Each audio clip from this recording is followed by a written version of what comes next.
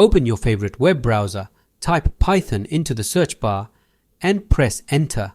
Click on the top link that says Welcome to Python. Hover over the Downloads tab, select your operating system and click on Download. Once the download starts, you should see the file downloading. When it's finished, open the downloaded file by double-clicking it. Before you click Install Now, make sure to check the box that says Add Python to Path.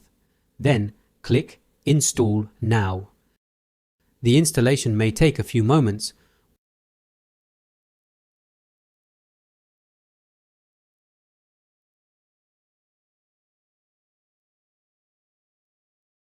Once it's complete, you can close the installer.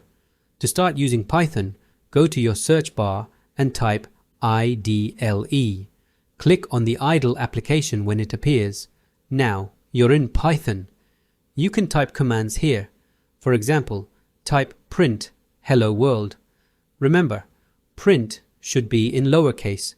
When you run it, you'll see hello world displayed, which means it worked. If you want to write a full program, go to File and select New File. You're all set to start programming. If you have any questions, drop them in the comments below.